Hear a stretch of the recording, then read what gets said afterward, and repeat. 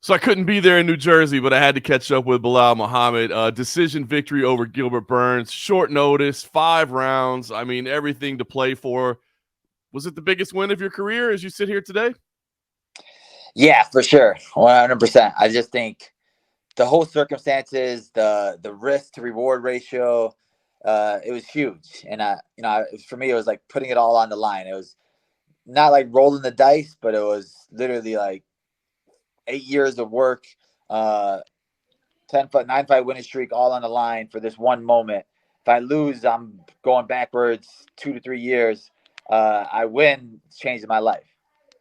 Absolutely, man. And you put it out there and it paid off. Let me ask you, I'll be honest with you. It was hard for me to watch this fight because you two guys are two of the nicest dudes in the organization. And I knew that one of you was going to take a big step back. I mean, is it ever hard for you to put that aside when you're competing with somebody like that? I mean, like you said, everything to play for, but you know, you got to crush another nice guy's dreams to get what you want. Yeah, honestly, it was hard just because we have a relationship. I'm cool with Gilbert. I definitely love his team in Sanford. His coach. I'm like hearing his coach in the corner. Henry Hooft, he's the man, and I'm like, bro, is he cornering against me? What the fudge? Come on, Henry. I thought we were boys. Yeah, all that stuff is really hard. We have a lot of mutual friends, and like you said, I met his family. I've taken pictures with his kids. His kids are so cute. His wife is very nice.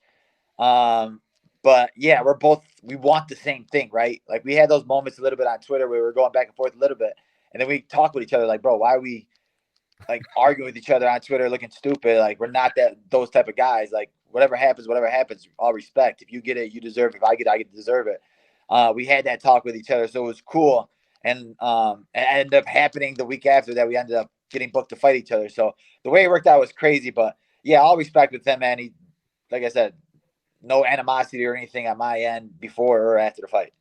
I love it. Now, afterwards, I was watching your post-fight interview, and you kind of mentioned the injury, but I could tell you didn't really want to talk about it a whole lot, and I get it, right? It never does anybody any good to talk about injuries and stuff afterwards. But I guess, what are we dealing with here? I mean, is this a serious injury? How much did it impact you? What's it going to do in terms of what you can do next? Like, what exactly were you dealing with?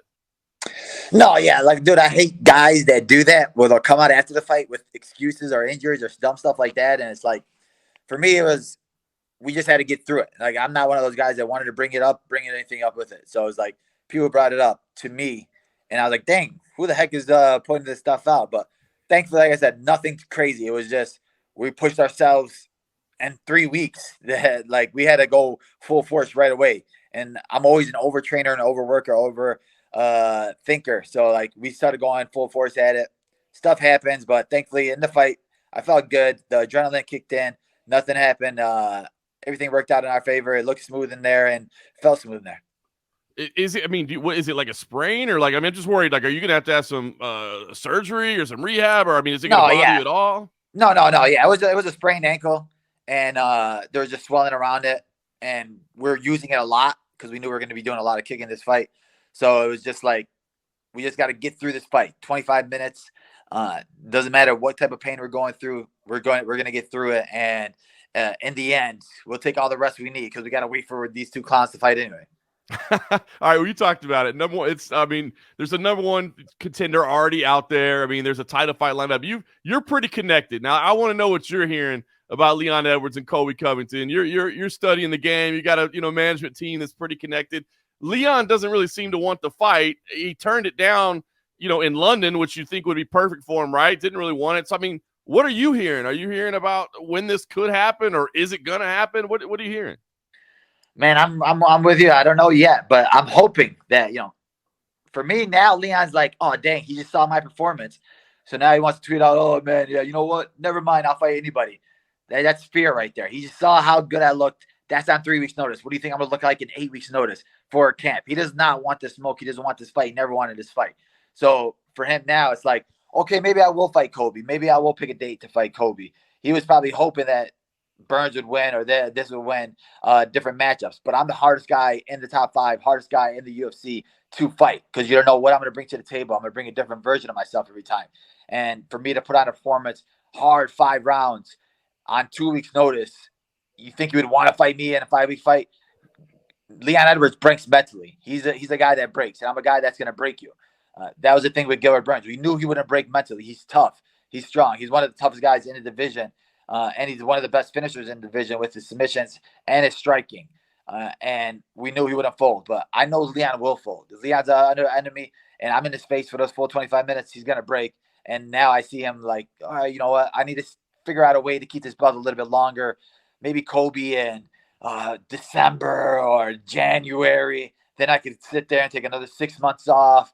But little does he know that I'm training 24/7. I'm training this whole time. I'm getting better. So that version of me that you're gonna get a year down the line is going to be the worst version that you want to see.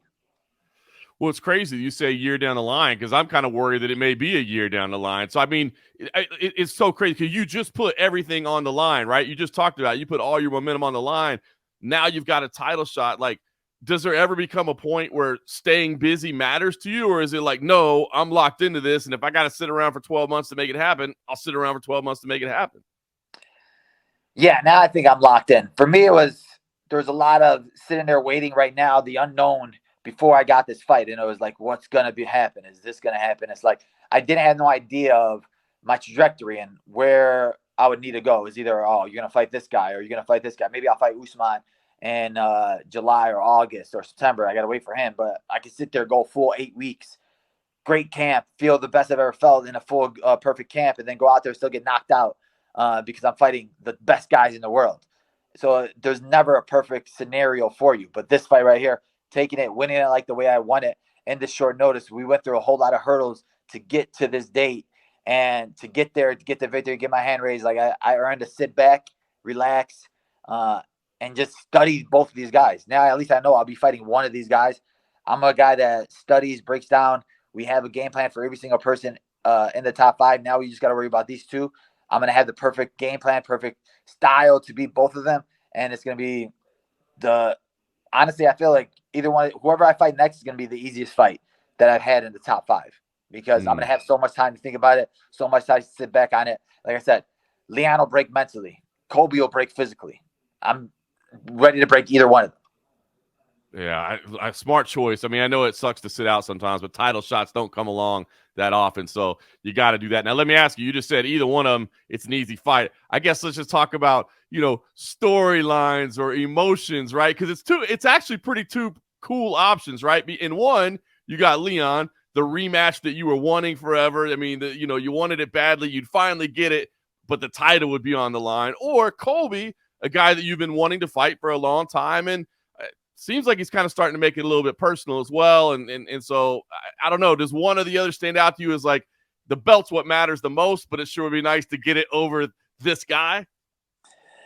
Yeah, I'm like on both ends because the Leon, I want that fight back just because of the way that fight ended and the way that he was just happy with being with a no contest. And, it was like for any type of competitor, nobody ever wants to win like that. But that's what I said when I say he's weak mentally, that he would accept something like that and be comfortable with something like that. For Colby, the buildup would definitely be fun.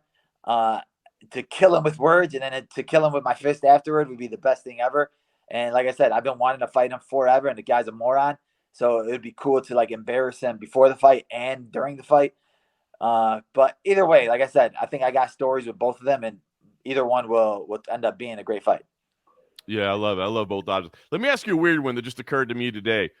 Do you think there's any chance at all that Leon sticks to his gun, says, I'm not fighting Colby, I don't want to do it, and somehow it ends up being you and Colby for like an interim belt or something like that while he sits on the sidelines?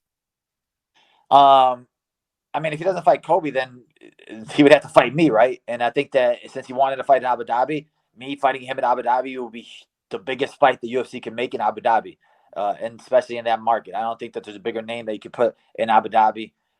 An Arab fighting for a title in an Arab country would be huge. So I think that if he chooses to sit back and not fight Colby, it'll definitely be me. But for me, it's like, you're giving me the title, I'll fight for Colby for an interim title as well. I love it, man. Well, a lot of good options on the table. If they do fight, do you have an early lean? I know you got the Bicks out there. So is there an early Bick for this one or not? I think I would go with Leon. I think that Colby's not as good as all these people give him credit for. He uses stupid volume punches and then shoots 25 shots on you, but he's not good at holding you down. He's not good at ground and pound. I think Leon showed his last fight. His defense is takedown defense is getting better, and I think that he'll be able to pick his shots more against Colby. And Colby's been out for a year and a half now, so I think that his timing and distance won't be where it should be. And Leon beating Kamaru twice, I think probably gives him the confidence to think that, all right, this guy knocked out Colby once and then dominated him the second time, and I just beat Kamaru twice. So I think the confidence matters too. And yeah, I think Leon. I'm leaning toward Leon more. I like it, man. Well, it's going to be exciting to watch it all play out, man. And we know that you've got the winner, so that's fantastic. I guess last thing for me, what's the next move right now, Belal? I mean, I know you're a kind of guy that's always in the gym. So is it any time off? Is it rest this ankle, or is it right back to work? Is it a vacation? Like, what comes next? Bro, I've been telling myself the last like full year that I would take a vacation, but nah, man, it's getting right back to work. We may have some fight news soon for my dude Ignacio Balmundez, so I got to get back into camp with him. So hopefully he'll be able to announce something soon. But yeah, it's a small gym, so we all got to be ready. One of us fight, we all fight. I love that mentality, bro. You got a UFC title fight coming up, and you're like, but I got to go help my guys out, get ready for a fight. You know, if there's ever a time you can back out of helping, it's when you got a title fight on the line. Nah, bro, like I wouldn't be where I am today without my team and the guys around me, and like they've helped me every step of the way. And when I called them, everybody with this short notice, I was like, yo, we got 3 weeks. Could you come? Hey, bros, they stopped everything. They're all ready to go right away. They're all in the gym. They're all watching tape. So, yeah, man, it was amazing to see the love that I get, so I got to give that love back. That's awesome, man. Well, I apologize I couldn't be there this past weekend, but I just want to talk to you afterwards. Congratulations on it. You've worked your ass off to get here, man, and it looks like it's finally on the horizon. So congrats, and we look forward to seeing how it all plays out. Thank you, my brother. I appreciate you always.